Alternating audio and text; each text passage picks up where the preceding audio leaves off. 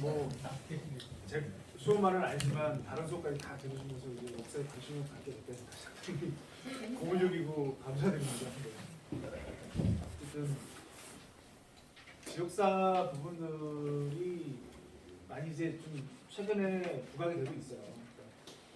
그 전에는 흔히 얘기해서 통사 개념으로 뭐 시대사 뭐 이런 부분들 많이 좀 했는데 지역사 부분들을 좀 우리가 좀 다시 한번 되돌아보자라는 부분들이 상당히 많이 이제 각 지역에서 좀 저희가 특히 이제 포천 같은 경우는 이렇게 종합대학이 있는 이제 종합대학에서도 지금은 이제 학부로 좀 바뀌었지만 사학과도 있었고 그래서 교수님들이 조금 이제 관련된 연구들도 좀 이제 진행도 했던 부분도 있고 그다음에 이렇게 말씀드리면 좀 죄송하지만 저도 많이 못하고 있지만 지역에서 이렇게 좀 학예 업무 하시는 학예사들도 좀 지역사라든가 이런 부분에서 좀 많이 좀 노력을 하고 있는 편이긴 합니다. 그래서 그런 부분을 봤을 때는 좀 이제 포천이 많이 좀 더 커나가지 않을까 그렇게 생각도 하고 있는데 어쨌든 그런 부분들이 좀 더 확장성을 갖고 좀 심도 있게 연구를 하려면 지역 내에 좀 그 중심을 잡을 수 있는 연구 기관이라든가 박물관이 있으면 확실히 좀 달라질 수 있을 것 같아요. 저희는 한탄강만 좀 국한돼서 좀 하다 보니까 좀 협소한 부분도 있고 한데 시 전체에서 시립박물관이 있으면 시 전체적인 역사라든가 이런 부분들을 그쪽에서 계속 이제 연구소라든가 연구를 하고 그리고 이제 유물들을 갖고서 유물들을 분석을 하면서 그 시대상이나 이런 부분들도 연구도 계속 진행될 수 있는 부분이라서 그런 부분들이 계속 지금 좀 발전되면 좋아지지 않을까 그런 생각을 좀 하고 있습니다. 그리고 포천이 예전에 뭐 그렇게 말씀드린 적이 있는데 예전에 큰 도시는 아니었다, 큰 적은 아니었다라고 해서 제가 그 포천이 현이었다, 어떻게 보면 역풍보다 좀 업격이 좀 낮았다고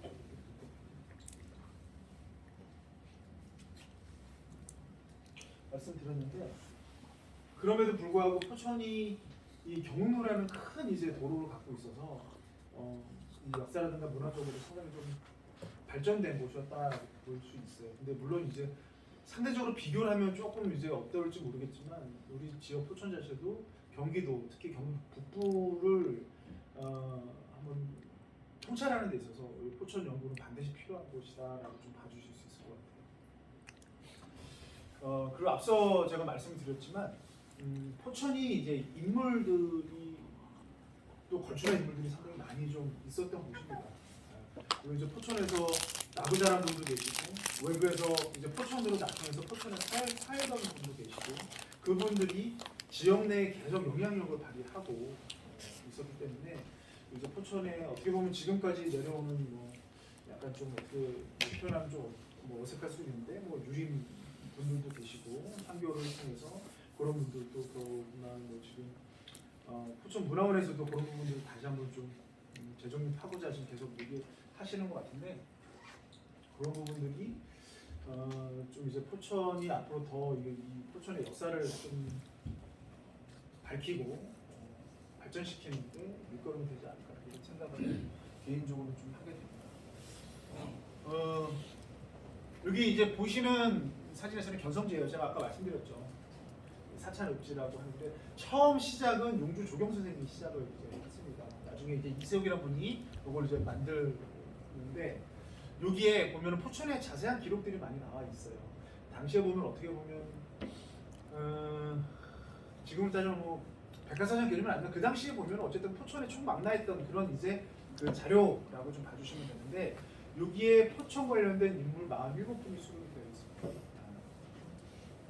이제 그 부분들을 그 분들 중에서 제가 좀 중요한 분들을 이제 소개를 좀 하겠습니다. 이거는 제가 그냥 좀 뭐 곁다리로 좀 설명을 좀 드리려고 하는데 이것보다도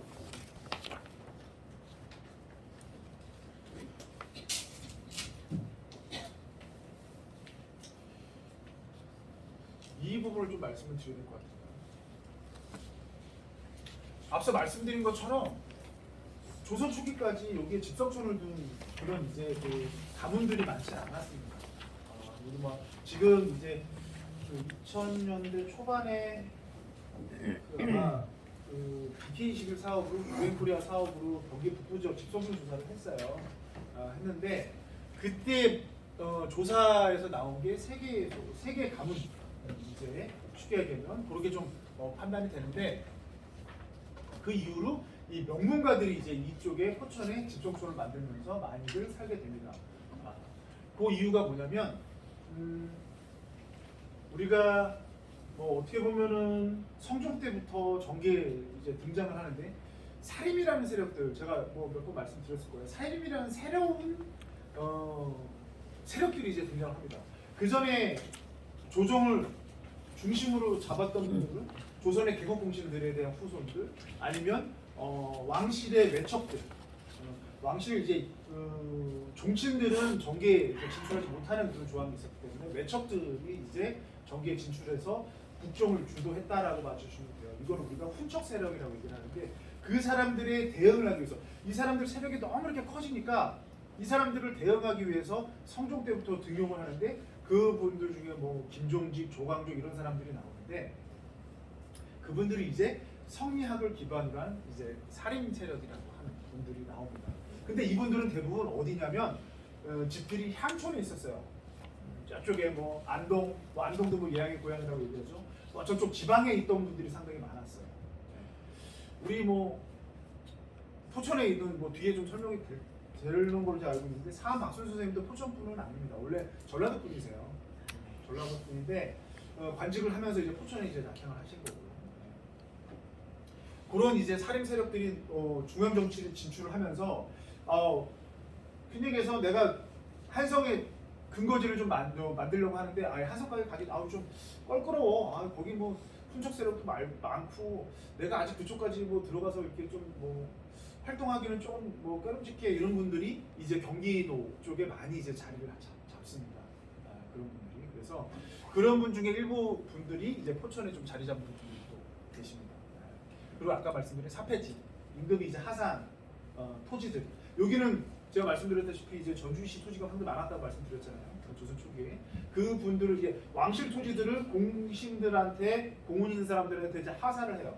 그걸 이제 경영을 하면서 이쪽에 자리 잡는 분들이 있고 그다음에 이 묘소들 선영을 이쪽에 자리를 하면서 이제 이쪽에 이주해서 잘 사는 분들도 계시고 그다음에 결혼을 통해서 이주하는 분도 계시고 뭐 이런 그리고 이제 약간 도피를 해서 이쪽에 오시는 분도 계십니다. 근데 이 도피 부분은 우리가 잘 아는 양산 선생님 집안이 이제 도피를 해서 좀 들어오셨다고 보시면 돼요. 그 뒤에 잠깐 말씀드리면 그 양산 선생님의 그 시조는 양기라는 분입니다. 양기. 근데 고려말 공민왕 때 이분은 이제 귀화성 씨예요. 원나라 귀화성 씨인데 청주양 씨. 원나라 귀화성 씨인데 노국대장공주 공민왕의 부인이죠. 공민왕의 왕후인데 노국대장공주를 보좌하기 위해서 우리나라에 들어옵니다. 고려에 들어왔는데 그 당시에 이제 원나라부의 세금 문제라든가 이런 부분들을 고려 조정에 기여를 많이 했어요. 그래서 공민왕이 이제 이 부분들을 치안해서 이제 귀화를 하게 됩니다. 귀화를 하게 되는데 그 이후에 계속 이제 개경하고 이렇게 관직에 들면서 그쪽에 살았는데 이제 우리 춘목단에 이제 배양된 양치라는 선생님 혹시 뭐 아실지 모르겠어요. 양치라는 분이 있는데 이분은 김종서 장군이라고 또 표현하면 또 이해하시겠죠. 김종서를 따라서 이제 사군육지도 개척하고 그렇게 이제 활동하셨던 분인데 김종서가 누구한테 죽임당한지는 아시죠? 우리 영화 얘기 또 아까 들어가게 좀 할까요? 그 우리 그 뭐죠? 이정재. 그 영화가 갑자기 생각이 안 나요. 큰일 났네. 관상. 그죠? 관상에서 김종서가 가장 먼저 죽임 당하죠. 예, 왜냐면 수양대군이 자기가 이제 집권을 해야 되는데 가장 걸림돌이 이제 김종서잖아요. 세종이 죽을 때 김종서한테 이제 딱 그 얘기를 해서 자기 아들 저기 문종이 죽을 때죠. 그래서 단종을 좀 지켜달라라고 얘기를 하죠. 그러면서 이제 그 김종서가 이제 어떻게든 이제 지키겠다고 얘기하는데 김종서랑 되게 그 김종서를 고필했고 가장 지근해서 보좌했던 분이 양치라는 인물입니다. 그런데 김종서가 딱 죽임을 당하고 사역신을 잡혀가니까 본인도 여기 있게 되면 안 되겠다. 그래서 이제 포천으로 낙향을 해서 은둔하면서 다시 이제 그 단종 복위라든가 이런 부분을 꿈꾸셨던 그런 분이 있는데 그래서 이제 청주양씨의 입향조를 우리가 시조를 우리가 양기라고 얘기를 하고 포천의 입향조를 우리가 양치 선생님이라고 얘기를 해요. 근데 이런 그 형태가 우리가 이제 약간 은둔 도피했다라고 좀 봐주시면 되고, 그 다음에 뒤에 나올 성녀환이라는 분이 계시죠. 이제 그 고려에서 조선으로 넘어올 때 이 정몽주가 죽임을 당하는 거 보고 자기는 이제 고려 개혁은 찬성을 하는데 조선이라는 나라, 새로운 나라를 세우는 거는 이시왕조를 세우는 거는 좀 반대한다. 그러면서 이제 낙향을 이제 표출합니다. 그래서 지금 이제 그 아들인 성동리 선생도 계시긴 하지만 어쨌든 그런 형태가 이 5번 형태라고 좀 봐주시면 될 것 같아요. 그래서 이런 분들이 계속 쌓이면서 조선 전기, 완전 초기는 아니고 전기부터 포천의 명문 가문이 계속 이제 자리를 잡게 되고 여기서 이제 세거를 하게 되는 그런 이제 형태가 좀 만들어지게 됩니다.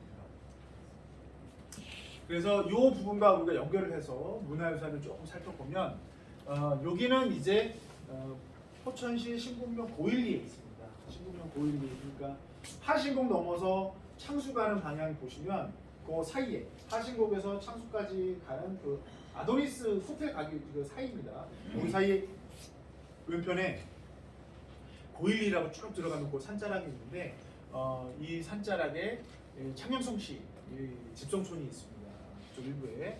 그래서 이 성성리 선생하고 성요한 선생님의 묘소가 있는데 제가 오늘 낙향하는 부분들은 말씀을 드렸고, 근데 그 아들과 부자 사이에도 정치적 성향이 좀 달라서 아들은 이제 친조선의 그런 이제 뭐랄까요 그 활동들을 많이 하십니다. 그래서 태조부터 시작해서 태종 때 영의정 이제 오르는데 함흥차사로도 이제 태조를 이제 모시러 올라갔던 인물이기도 합니다.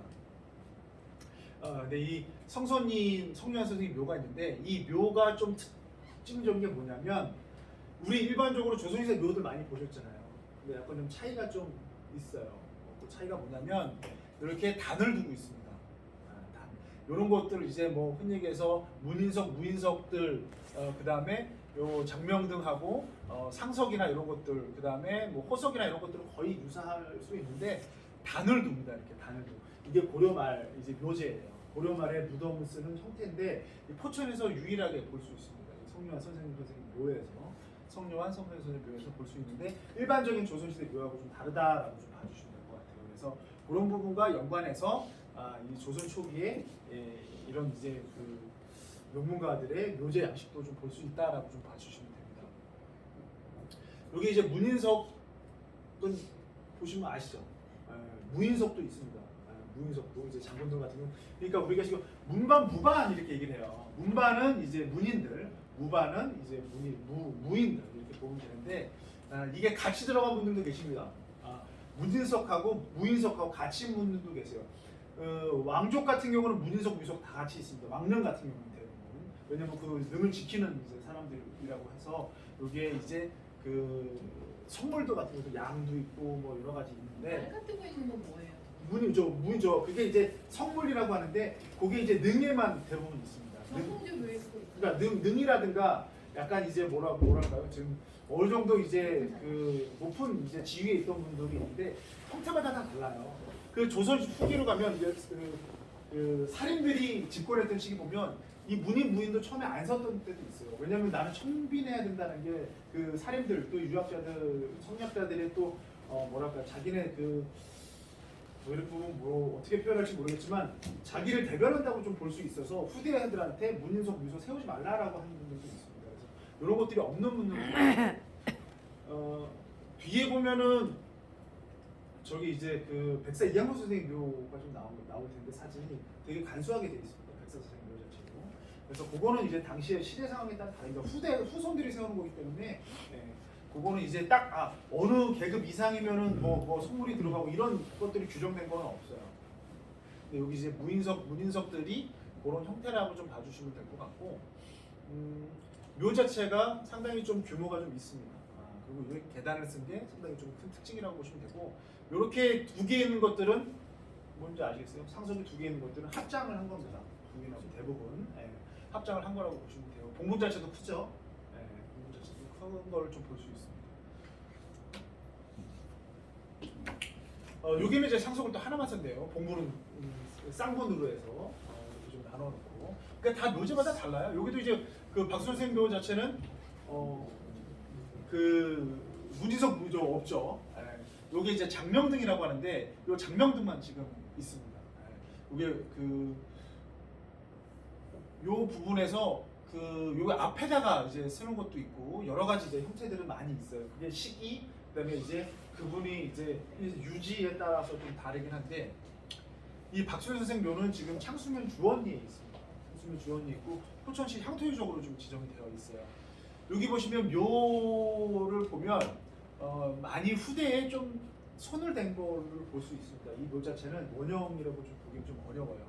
여기 이제 보면은 이 호석이나 이런 부분들이 되게 좀 최근에 한 거라고 좀 보여집니다. 그리고 여기 이제 비석 자체도 그렇게 되고 묘비 자체도 그렇게 있고 이 특징 자체는 앞서 말씀드린 이 단은 아니 왜 담이요? 담도 곡장 부분도 하는 부분이 있고 없는 부분이 있어요. 그러니까 그거 자체도 딱 그래서 정상품 이상 당상은 뭐 곡장을 돌아 이런 규정 자체는 없어요. 그래서 여기는 이제 곡장이 있는 것들이 좀 뭐 하나 특징이라고 볼 수 있는데 이게 뭘 처음 세울 때부터의 곡장이라고 저는 보지 않습니다. 후대에 그 후손들이 세운 걸로 저는 추정을 해요. 그 당시에는 이 곡장도 없었을 거라고 보고 있습니다. 그런 부분인데 앞서 말씀드린 대로 이양 백사 선생의 묘는 곡장이 없습니다. 네, 없어요. 네, 그런 부분들이 이 곡장 자체는 대부분 이제 좀 약간 뭐 왕실 인척들 종친이나 이런 데 많이 좀 있습니다. 그래서 인흥군묘 보면 곡장이 있어요. 아니 인평대군묘 보면 곡장이 있어요. 네, 그렇게 좀 봐주시면 될 것 같아요. 인평대군묘 보면 성물들도 있고 아까 양 이런 분들 성물들도 이제 보인다고 보시면 이 쌍본으로 이렇게 좀 만든 게 좀 특징이다라고 봐주시면 될 것 같고 묘 자체가 인물도 되게 특출한 인물이고 묘제 자체가 조금 이제 당시에 전통적인 그 무덤 형태를 계속 갖고 있었으면 경기도 문화재까지 충분히 될 수 있는 그런 이제 형태인데 손을 좀 많이 댄 걸로 제가 좀 파악을 좀 하고 있습니다. 근데 이 박순 선생님과 연결돼서 이제 이 옥병서원이 있어요. 옥병서원이 있는데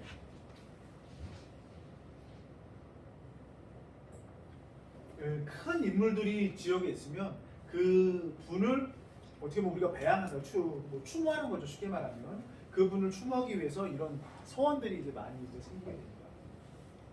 그래서 이 옥병서원 같은 경우는 지금 이 옥병서원은 포천에 이 정각들은 다 6.25 때 다 불타고 없어졌다고 얘기를 해요. 그래서 다 60년대, 70년대 그때 복원한 부분입니다.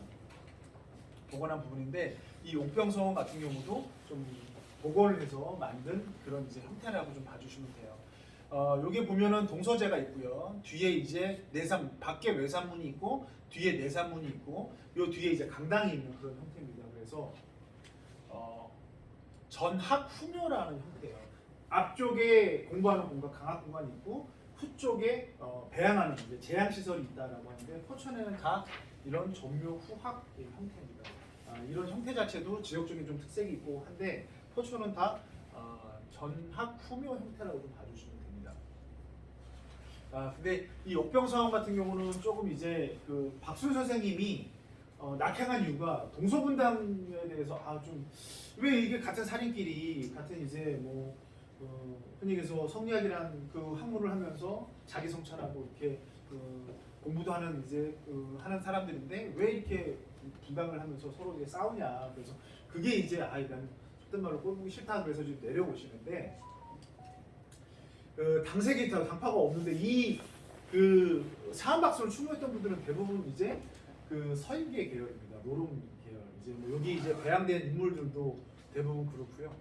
그래서 여기는 이제 노름계 인물들이 좀 많이 좀 배양이 됐다라고 좀 봐주시면 되는데 특이한 거는 제가 그 한탄강 설명을 하면서 좀 말씀을 드렸을 거예요. 한탄강은 뭐 당색이 없이 정치색이 하나도 없이 많은 분들이 찾았다라고 말씀드렸잖아요. 저쪽에 소론인 박세담도 있고 남인인 허목도 있고 이런 분들이 많이 찾았다고 했잖아요. 그런 분들이 와서 이 옥병서원에서 박순 선생님을 이제 참배하고 한탄강도 유람하고 했던 기록들이 좀 많이 나오고 있습니다. 그래서 이 옥병서원 같은 경우는 한탄강을 이제 유람하고자 했던 분들이 거의 필수 코스로 들려서 박순 선생님을 좀 참배하고 그 지역을 좀 돌아다녔던 그런 좀 어느 정도 뭐 유서가 깊고 좀 상징적인 그런 이제 문화 유산이다라고 좀 봐주시면 될 것 같습니다. 어쨌든 이제 뭐 박순수 선생님 관련된 유적이긴 한데 그 최근에 이제 그 저희가 대원군 때 고종 때 대원군 때 이제 서원철폐라는 게 좀 있었어요. 왜냐면 이제 고종이 그 이제 고종이 이제 고종 아버지 흥선대원군이 보통 정치를 많이 했죠. 나중에 이제 그 민비 이제 하고 좀 이제 명성황후하고 좀 사이가 벌어지기 전까지 명성황후가 이제 다시 이제 올라와서 막 이렇게 정치를 하기 전까지는 대부분 이제 그 흥선대원군이 많이 정치를 했는데 이 서원의 기능 중에 아까 제가 두 가지 말씀드렸어요. 하나는 이제 강압, 하나는 이제 그 배양. 그런데 이 배양하는 사람들이 대부분 노론 쪽이니까 노론들 끼리끼리 모이게 되는 부분들이 많으니까 여기서 흔히 얘기해서 쓸데없는 모임을 한다. 그리고 이제 지네끼리 이제 그 뭐랄까요 그 무리를 형성을 한다. 그래서 중요한 서원들 빼고 다 철폐를 합니다. 그래서 전국적으로 43개인가 47개 43개를 48개. 48개 48개를 빼고 이제 다 철폐를 하는데 포천에서는 유일하게 용현서원만 이제 그 남아 있고 나머지는 이제 철폐를 하게 됩니다. 우리가 이제 그 서원 부분을 보면 포천에 크게 좀 서원이 있는 게 옥병서원, 화산서원, 용현서원 이렇게 세 개가 이제 남아 있는데 그 서원은 이제 사립학교예요. 쉽게 말하면 사립학교고 향교는 공립학교입니다. 근데 지금 선호하는 게 사립 선호한가요? 공립 선호해요? 일반적으로 학교를 보낼 때 공립 선호하나요? 사립이 조금 좀 있어 보이지 않나요? 이렇게 교복도 좀 이렇게 뭐 드라마 보면 뭐 이렇게 꽃보다 뭐 이렇게 교복들도 이쁘게 입고 막 그렇잖아요. 이 당시에도 사실 이제 공립 향교는 중인들, 그러니까 약간 일반 양민들도 같이 이제 학교를 다녔어요. 양민들도. 그러다 보니까 내가 좀 집안에 우리는 좀 이제 뭐 잘 살고 명문가 집안이면 향교를 안 보냅니다. 다 이쪽으로 보냅니다. 서원으로 보내서 거기서 이제 가장 중요한 게 뭐예요? 유대관계죠. 사승관계. 쉽게 말해 이 단계는 사승관계. 내 스승이 누구냐에 따라서 내 앞날이 좀 결정이 되고 막 그런 부분들이 있어요. 그래서 이 서원을 많이 보냈는데 제가 왜 이 말씀을 드리려고 하면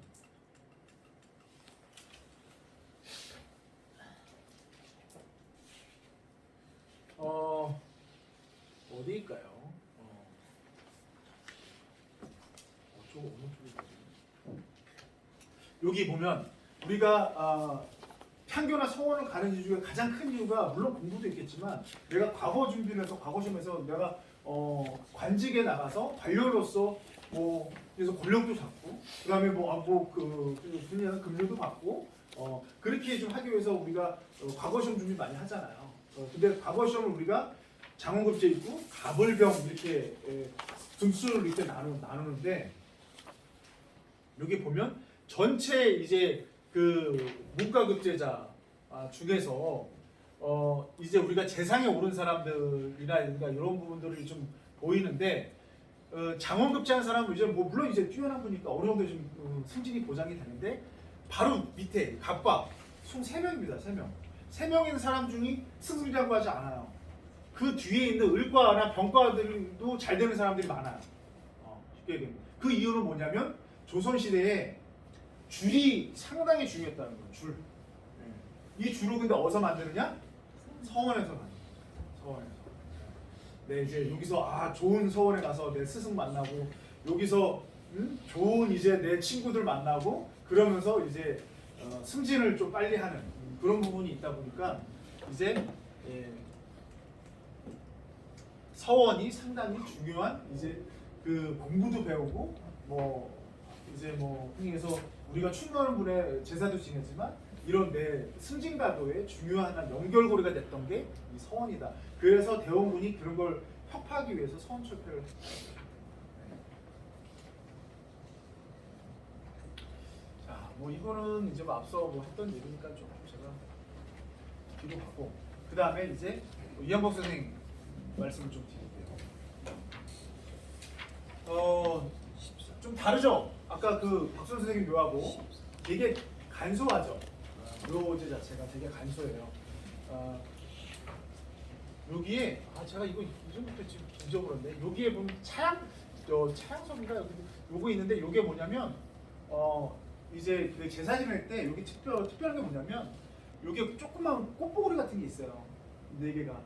그게 뭐냐면 당시에 이제 차양을 걸 수 고리 차양을 이렇게 걸라고 차양을 배를 받치고 쭉 줄을 걸어야 되잖아요. 지금은 팩을 박듯이 지금 이제 그 말짱 같은 걸 박듯이 그걸 묶는 이런 이렇게 이제 선물들이 있습니다. 그게 이제 이양복 선생님 묘의 좀 큰 특징이라고 봐주시면 돼요. 그리고 이제 여기는 이제 쌍분으로 되어 있고 되어 있는데 부인인 안동권 씨하고 같이 이제 합장을 한 이제 그런 이제 묘라고 보시면 됩니다. 쌍분으로 이렇게 좀 보시면 되고 지금 앞서서 여기 좀 선생님 여기 좀 후손이라고 좀 제가 들은 것 같은데 제가 전주희 씨라 그러셨죠? 전주 그쪽이라 그러셨죠? 네. 전주 쪽이라고 제가 좀 헷갈렸네요. 여기 이제 경주희 씨 분들이 많이 좀 이제 살게 된 이유, 가산 쪽이라든가 이런 쪽에 많이 살게 된 이유를 보면 지금 이제 요 아버지 이몽룡 때부터 이쪽에 묘소를 쓴 것 같습니다. 가산 쪽에. 지금 이제 방충리 쪽인데 묘소를 쓰면서 이쪽에서 이제 많이 좀 이제 후손들이 좀 거주를 하고 여기뿐만이 아니라 경주희 씨 분들이 이제 남양주 쪽에도 많이 거주를 하세요. 그래서 이쪽하고 남양주 쪽에 많이 좀 이제 올라오셔서 이제 뭐랄까요? 고성 주변에 좀 많이 좀 살았던 그런 형태를 좀 보인다고 봐주시면 될 것 같습니다. 지금 현재 이양복 선생 묘 관련해서는 이제 신도비가 지금 같이 이제 묘하고 같이 문화재로 지정이 되어 있습니다. 경기도 기념물로 지정이 되어 있고요. 이 신도비 같은 경우는 일단은 뭐 전해지기로는 중국에서 돌이 왔다라고 일단은 얘기를 하더라고요. 제가 뭐 어떻게 확인할 수 있는 부분들은 아닌데 중국에서 이양복 선생님이 우리가 임시대란 때 명분을 요청했잖아요. 저 이덕경 선생님과 같이. 그래서 그 부분들 이제 전란을 극복하는데 큰 공을 세웠다 그래서 그때 이제 명나라 쪽을 할 텐데 그쪽에서 이제 돌을 줘서 신도비를 좀 써라라고 그 돌을 좀 화사했다라고 하더라고요. 그래서 그런 부분이 좀 있고 이양복 선생님은 이제 포천과 관련해서 포천에서 출생을 하지는 않았습니다. 지금 어느 기록에는 이양복 선생님도 그렇고 이덕경 선생님도 포천에서 좀 출생을 했다라는 기록들이 조금 이제 그냥 뭐 나오긴 하는데 포천 출생은 아니고요. 이양복 선생님 같은 경우는 13세 때 이제 포천을 처음 들어왔다고 합니다.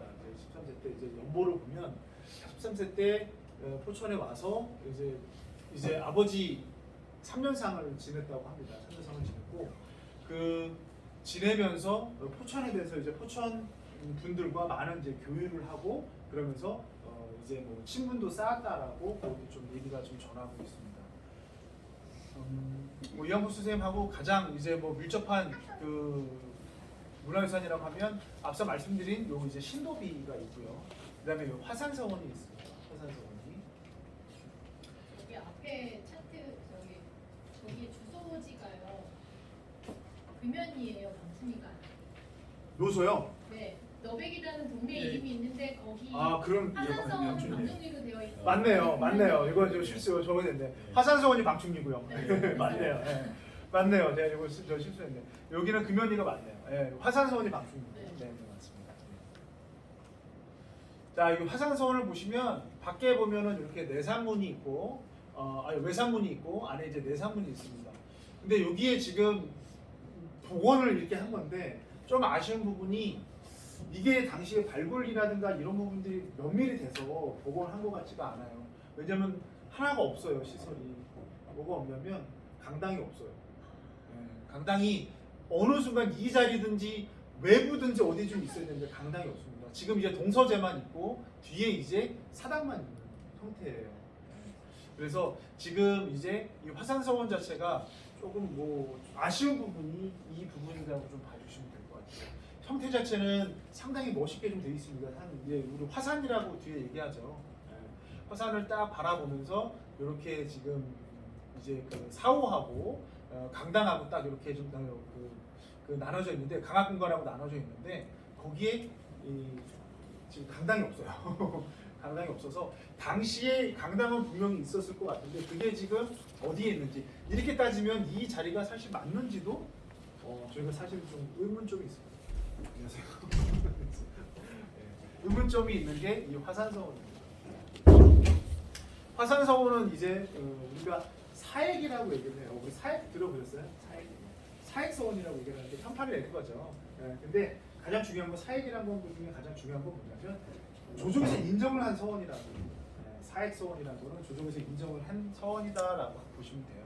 화산서원은 제가 알기로는 여기 현종대로 보이시죠? 현종대 그 사액이 된 걸로 되어 있습니다. 그래서 이 화산서원 자체는 저희가 조금 뒤에 용현서를 얘기를 좀 하겠는데 좀 아쉬운 부분이 이제 그거를 이제 지금 찾을 수가 없습니다. 이거를 다 철거하고 발굴 조사를 새롭게 하지 않는 이상 찾을 수가 없는 게 상당히 좀 아쉬운 부분이다라고 좀 봐주시면 될 것 같아요. 다음은 이제 이덕형 선생님인데 이덕형 선생님 관련해서는 오선거하는 얘기를 좀 하면서 얘기를 좀 하겠지만 이덕형 선생님은 어떻게 보면은 포천에 그렇게 크게 포천과 연관이 없을 수도 있다라는 분들도 있어요. 근데 그 앞서 말씀드린 견성지에 포천의 인물로 이덕형 선생님이 기록이 되어 있습니다. 견성지에. 근데 이런 말씀드리면 조금 어떨지 모르겠지만 이 견성지를 쓰신 분들, 집필하고 만드신 분들이 대부분 남인 분들이에요. 포천 지역에서 남인 분들입니다. 용주 조경선생님도 남인에 속해요. 근데 이덕형 선생이 이제 남인 쪽에 그 후학들이 이덕형 선생님 추모하는 사람들이 굉장히 많이 있습니다. 그래서 견성지에 이덕형 선생님이 있지 않았을까라는 생각이 있는데 어쨌든 포천에 용현서원이라는 또 이제 대표적인 서원이 있어서 이덕형 선생님도 포천의 인물로 저희가 좀 볼 수 있을 것 같아요. 이덕형 선생님 묘는 양수리 쪽에 있습니다. 양평이죠. 양평 양수리 쪽에 광주시들이 남양주 덕소하고 그쪽에 좀 많이 거주를 해요. 그래서 묘소 자체가 그쪽에 있고 아버지 묘소하고 같이 이쪽에 쓰여져 있습니다. 이덕형 선생이 외가가 포천입니다. 자작동이라고 얘기를 하죠. 그 유전이라고 당대 이제 용유전까지 지낸 분이 외가입니다. 문화유씨 외가인데 그러면서 이제 포천에 많이 이제 출입을 했다라고 합니다. 연보에도 보면 지금 이덕형 선생님이 태어난 곳은 서울역 뒤쪽에 보시면 서울역 앞쪽에 보시면 옛날에 대우빌딩이라고 있습니다. 대우빌딩 뒤쪽에 보면 대우재단 빌딩 힐튼 호텔 그 뒤쪽에 있는데 그쪽에 이제 태어났다고 합니다. 그리고 이제 표적도 이렇게 되어 있는데 포천에서 출생하시진 않았지만 외가가 포천에 있으면서 포천에 자주 왕래를 했다라고 연구에 기록이 되어 있어요. 그러면서 이제 뭐 양선 선생과도 교육을 했다라는 뭐 그런 이제 이런 것도 있고 그래서 포천에는 우리 외갓집 가듯이 자주 좀 출입을 하면서 포천에 많은 이제 선배들과 교류를 했다라고 좀 봐주시면 될 것 같습니다. 여기 이제 그 용현서원인데요. 제가 용현서원 부분을 이제 옛날 사진만 지금 갖고 왔습니다. 최근 사진은 좀 못 갖고 왔는데 용현서원은 이 홍살문이 있고 거기에 이제 외산문하고 뒤에 강당을 복원을 해놨습니다. 그리고 뒤에 이제 제한 공간이 있어요. 제한 공간인데 여기는 예전까지 뭐가 없었냐면 동서재가 없었습니다. 동서재가. 그런데 다행히도 여기 일대 그 토지들이 이 용현서원 향교인가 용현서원 그 토지였어요. 향교 토지인가 하여튼 그랬는데 그 부분을 발굴 조사를 했습니다. 2000년 중반쯤에. 그러면서 그 당시에 동서재 이제 흔적들을 좀 찾았어요. 요 담장 그 끼고서 흔적을 찾았습니다. 그래서 지금 동서재가 거의 복원된 걸로 제가 지금 알고 있습니다. 그래서 동서재를 복원해서 이제 용현서원은 이제 거의 이게 원형에 가깝게 이제 만들었다라고 좀 봐주시면 될 것 같습니다. 이 용현서원은 그 아까 앞서 말씀드린 대로 대원군의 서원 철폐에서도 포천에서 유일하게 철폐가 안 된, 폐철이 안 된 그런 이제 서원입니다. 근데 이제 서원 중에 성격 자체가 앞서 말씀드린 것처럼 남인분들이 상당히 많이 출타했던 서원입니다. 그리고 배양된 인물 중에 한엄 이덕형 이외에 용주 조경 선생님이 같이 배양이 되어 있어요. 용주 조경 선생님은 이제 포천 저희가 거기가 신평리라 그래야 되나요? 거기 이제 별묘도 있고 거기가 신평리가 아니죠. 가채리네요. 가채리지만 한탕하고 있다 보니까 이쪽 지리를 많이 좀 있는데요. 조가체리라고 하고 지금 이제 그 장자산단 있는 쪽에 한바이그 쪽에도 이제 묘소가 좀 있죠. 거기 이제 그 별묘하고 두 개를 세웠는데 그렇게 좀 되어 있는데 용주 조경 선생님을 같이 이제 배양을 하고 있습니다. 이제 남인 그러다 보니까 남인 분들이 상당히 많이 찾아서 이제 그 참배를 했던 곳이라고 보시면 돼요. 근데 이제 그 포천이 이 얘기를 좀 이제 말씀을 드려야 되는데 제가 뭐 한번 얼핏 말씀드렸을 거예요. 포천은 지역적으로 상당히 좀 특이하다. 물론 이제 유림 세력들이라든가 이런 선비 문화들이 상당히 발전을 했는데 그거와 좀 약간 대비되게 포천은 조선시대 정치적으로 많이 좀 혼합 섞여 있다.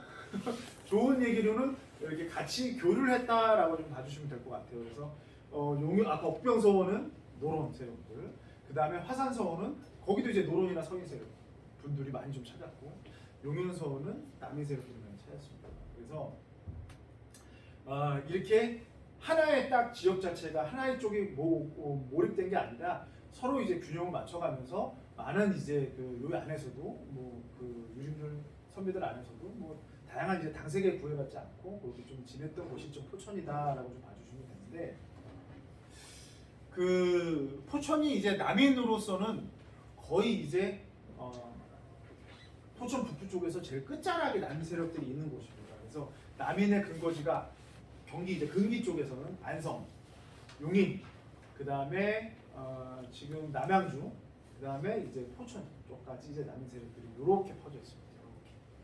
근데 이렇게 퍼져 있는데 남인들은 당시에 이제 뭐랄까요? 정치에 그렇게 뭐 이제 물론 이제 그 숙종 때나 이럴 때는 뭐 득세도 하고 장희빈 등에 업고서 득세도 하고 하지만 노론한테 이제 상당히 좀 밀렸던 그런 이제 세력들이에요. 그런데 그러다 보니까는 여기서 개혁적인 성향들이 많이 나와요. 개혁적인. 그래서 포천의 남인분들 중에는 쉽게 말하면 실학과 관련된 그런 이제 인물들도 많이 좀 있고요. 그래서 포천 뭐 저쪽에 지금 화연에 계신 광화미벽 분들도 어떻게 보면 정치적 성향은 남인이라고 봐주시면 돼요. 그래서 약간 이제 좀 그 현실에 안주하지 않고 새로운 학문들을, 그게 이제 서학이고 천주교가 되겠지만 그렇게 좀 받아들이면서 이제 좀 약간 시대 개혁을 좀 하려는 그런 노력들이 많이 있습니다. 그래서 지금 포천 화연에 이제 묘소가 있는 광화미벽 같은 경우도 그런 이제 성향의 인물이었다라고 좀 봐주시면 될 것 같습니다. 그래서 인물적으로 저희가 유적을 이렇게 같이 좀 매칭해서 보면니까 좀 그렇게 좀 말씀드리는 겁니다. 어쨌든 뭐 이렇게 오성과 하는 저희 포천의 캐릭터기도 하고 뭐 이렇게 닮았나요? 네. 이분들 중에 누가 오성이고 하는가요? 앞에서 오셨는데 여기가요? 그렇죠.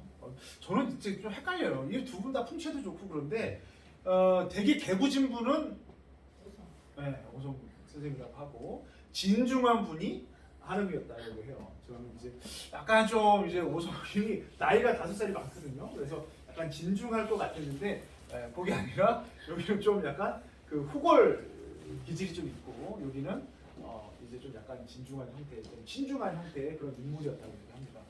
제 지금 몇 학년이라면 제 이제 딸 이름이 한음이거든요. 근데 포천에 있어서 다 그 이제 친구들이 그런데요. 너 오성과 한음이 한음이니? 그런데요. 근데 저는 그렇게는 안 썼고 사실은 이제 그냥 딸애지만 돌림자를 써서 그 한수 한자에다가 화평할 음자를 썼어요. 그냥 좀 화평하게 좀 살아라 그래서 한자 이름을 썼는데 다 이제 이거 오성과 한음의 한음이라고 그랬는데 한음은 되게 진중하다 그러잖아요. 근데 저희 딸은 되게 왈가닥 그럽니다. 그래서 완전 반대인데 여담으로 그렇게 좀 말씀을 드리는데 어쨌든 이 두 분 자체가 포천의 인물인데 오성과 한음 캐릭터기도 하고 서로 이제 일화들이 상당히 많이 있죠. 뭐 티키타카라 그러나요? 서로 뭐 이런 부분들이 많이 있는데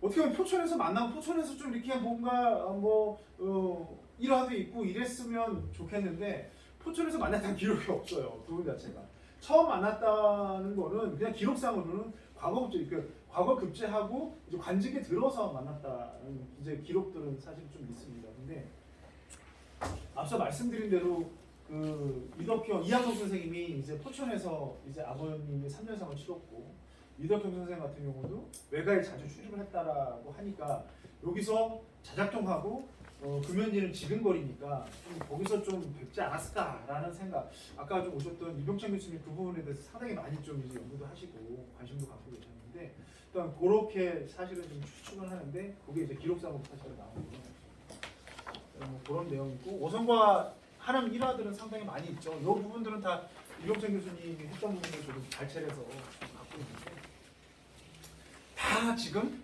오성이 다 짓궂게 놓은 그런 기록들입니다. 그러다가 한음 부인이 정말 안 되겠다. 이 오성 이거 한번 등통을 당해봐서 한음 부인이 한번 이렇게 뭐랄까요 그 펀치를 가했다고 할까요? 쉽게 말하면 그렇게 한번 좀 놀림을 했던 그런 그 사례는 있는데 대부분 다 오성이 놀리거나 뭐 이렇게 했던 그런 기록들만 일화들만 남아 있다라고 좀 보시면 될 것 같아요. 자, 뭐 일화는 뭐 유명한 일화니까요. 이거 좀 보면 되고, 자, 그다음에 이제 양사원 선생님 얘기를 좀 하겠습니다. 요거는 그냥 양사원 선생님 딱 보면은 뒤에 제가 할 얘기인데 금강산, 안강문 좀 때렸네요. 석봉 한옥, 뭐 선풍 보궐, 남폭동, 초서, 뭐 이런 신선, 뭐 이런 부분들이 이양복 선생님을 칭하는 키워드라고 제가 좀 뽑았습니다. 아니요, 양사원 선생님을 칭하는 키워드라고 제가 뽑았는데 시간이 많이 없네요. 제가 좀 빨리빨리 나가겠습니다. 이 부분은 제가 말씀드렸죠. 청주양씨의 부분들이 포천에 어떻게 들어왔는지.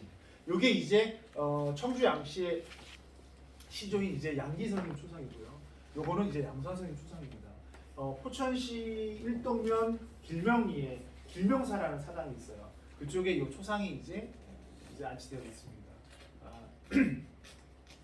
상당히 이게 공신 도상인데 뒤에 호피무늬도 있고 상당히 좀 근엄한 모양으로 이제 그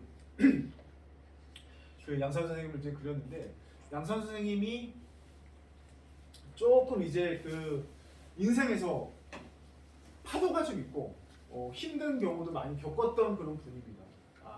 우리가 뭐 잘 아시는지 모르지만 양산 선생님은 서자 출신입니다. 제가 서울 말씀을 드렸죠. 서자 출신인데 우리가 그러면 서자인데 오늘 서자는 우리가 문과나 시험을 못 보지 않나요? 라고 또 이제 의문을 가실 분들이 계세요. 근데 이 명종 때에 한시적으로 또 이제 서자를 문과 시험을 볼 수 있게 한 시기가 또 있었고 뒤 이후로는 영조 때, 숙종 때 그때 가면 이제 서울 분들이 이제 얼자도 시험을 볼 수 있는 기회도 있었고 서자는 이제 아예 그 우리가 정조 때 규장각을 만들어서 아예 서자들을 등용을 다 그냥 서자들만 시켰죠. 그런 경우도 있어서 아예 문과를 급제를 막거나 그런 부분들은 우리가 뭐 지금에 아는 것처럼 그렇게 뭐 심하거나 그러지는 않았습니다. 근데 과거 시험을 보려면 가장 중요한 게 뭐냐면 이게 있어야 돼. 이게 공부를 하려면 고시 공부하려면 이거 있어야 되잖아요. 자기가 밥벌이 못하는데 누가 뒤에서 이거 대줘야지 자기도 밥벌이 하면서 공부할 거 아닙니까? 그러니까 어느 정도 그래도 집안에 재력이 있는 사람들만 서자주나 열자 중에서도 재력 있는 사람들은 과거를 좀 봤다라고 좀 봐주시면 되는데 이 양산 선생님은 서자지만 이제 그 공부를 했다고 해요. 근데 뭐 이게 기록은 아니지만 어디 좀 뭐 이렇게 저희 군지가 어디에 이제 기록이 나오는 게 양산 선생님 어머니가 내가 죽으면 그래도 네가 서자 소리를 좀 덜 듣지 않겠느냐 하면서 본인이 뭐 자결했다 뭐 이런 얘기도 좀 들었던 것 같고 그런데 어쨌든 양사원의 삼형제 여기서 양사준, 양사원, 양사기 이 삼형제가 문장으로나 학식으로 상당히 뛰어났다고 합니다.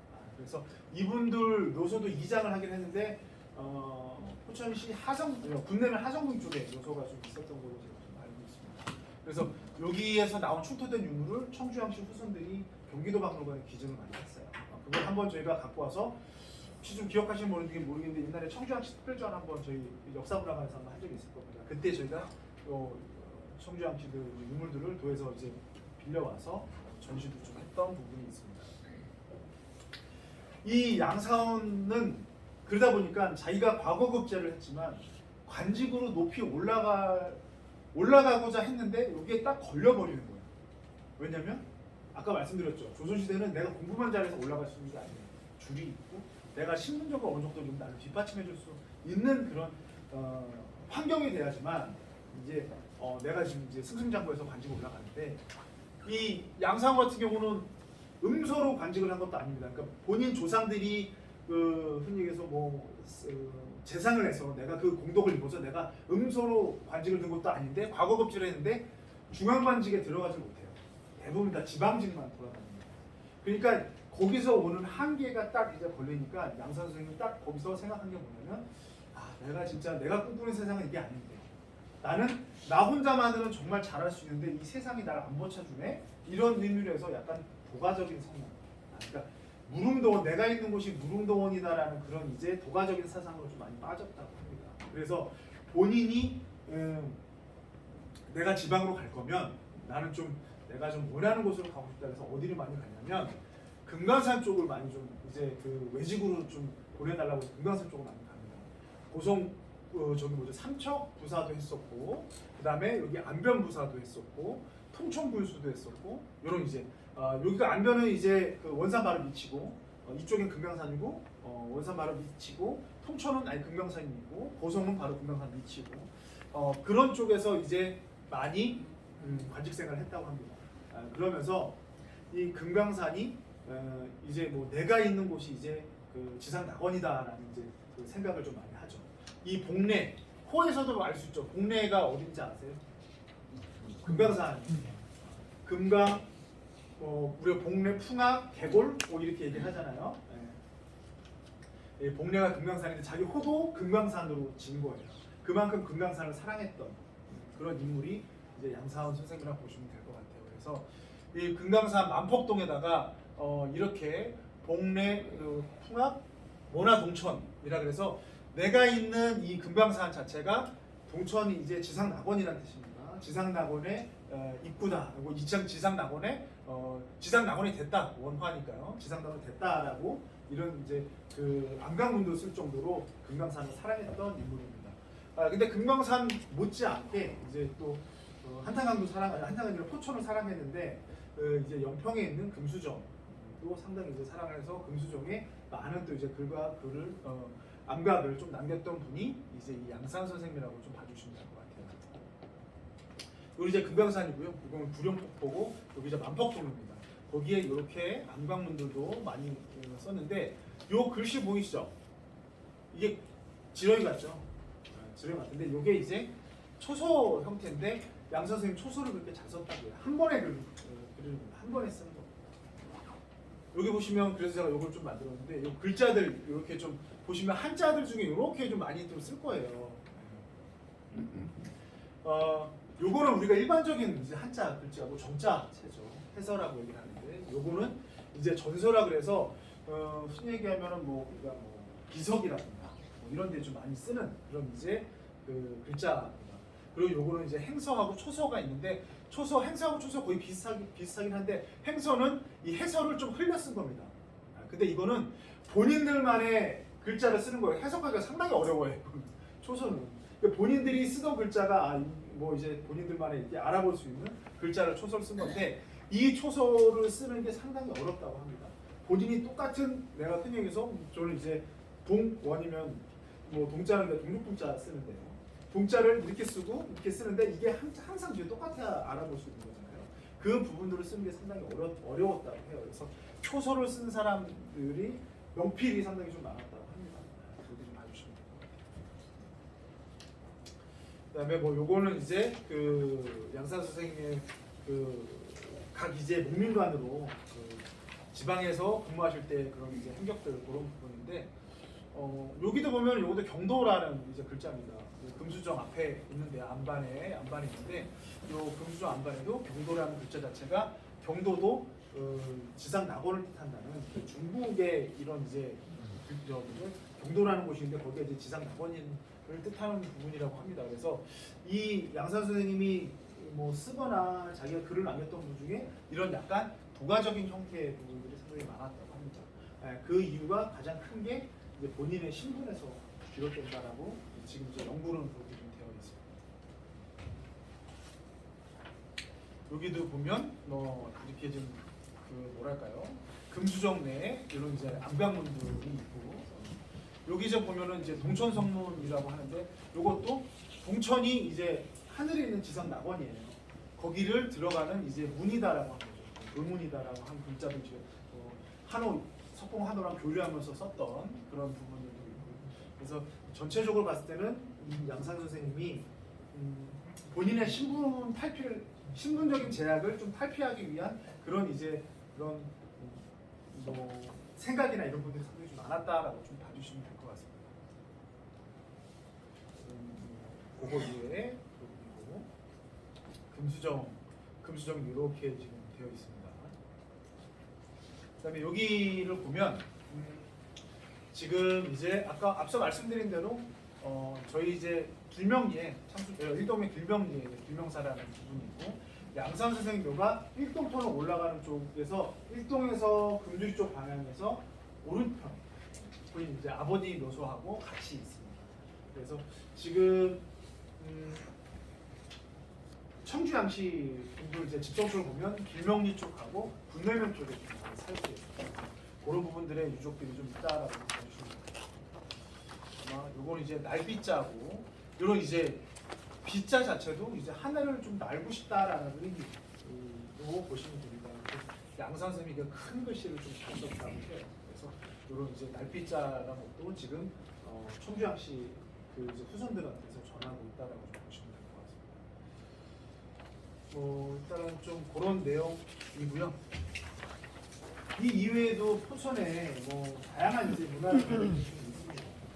제가 오늘 여기서 다 소개하기는 어렵지만 인물들 중에서도 상당히 유명한 어떻게 보면은 지금 그 경주 최씨 가문 쪽에서 최가채리 쪽에 경주 쪽에 이제 고은 최치현 선생님 모신 청성사하고 이제 연암 최익현 선생님하고 염주 최명 선생님 모신 최산사도 상당히 좀 유서 깊은 그런 이제 그 지역 내에서 유림분들의 공의를 위해서 만들어진 이제 그 사오긴 하지만 그 청송사나 최산사 부분도 상당히 좀 문화유산으로서 가치가 있는 시사라고 보시면 될 것 같고 거기에 배양된 인물들도 상당히 좀 그 포천의 인물로서 상당히 좀 그 저희가 이제 그 앞으로 좀 더 추모하고 좀 발전시켜 나가야 될 인물이라고 생각합니다. 이외에도 많은 분들이 계시고 많은 유족들이 계신데 지금 최근에 지정된 그 양문의 인평대공묘 같은 경우는 좀 그 가치가 좀 이제 묻혀 있다가 앞서 말씀드린 이제 양성은 이후가 지금 요산비 그 한별비 있지 않습니까? 그거하고 묘하고 해서 경기도 문화재가 됐습니다. 근데 거기 일대까지 전체적으로 아마 정비를 하면 저희가 국가 사적 정도까지도 될 수도 있지 않을까 저는 좀 그렇게 생각을 하고 있어요. 그래서 지금 포천에는 국가 사적의 반원성 하나만 있는데 그 인원공묘도 국가 사적으로 충분히 가치가 좀 있지 않을까 생각을 하고 있습니다. 등등해서 많은 이제 유산들이 있습니다. 포천에 문화유적들이 있고 문화재들이 있는데 그걸 좀 다 저희가 설명하기 그렇고 그래서 그거를 제가 인물과 연결하면 조금 더 이해가 쉬울 것 같아서 인물과 단편적인 게 아니라 역사적인 시대 흐름과 관련된 그다음에 인물과 관련된 부분으로 제가 좀 설명을 좀 드리겠습니다. 어쨌든 시간이 이제 9시가 넘어가네요. 그래서 오늘 수업은 여기까지로 좀 마치겠고요. 제가 오늘 이제 마지막 시간인데 기회가 되면 좀 더 이렇게 저희 시민분들 찾아뵙고 이런 이제 포천의 문화라든가 문화유산 그리고 좀 숨겨진 이야기들을 많이 좀 들려드리도록 하겠습니다. 그래서 저도 이번 기회에 여러분들 뵙게 돼서 정말 반갑고 좋은 시간이었습니다. 감사합니다.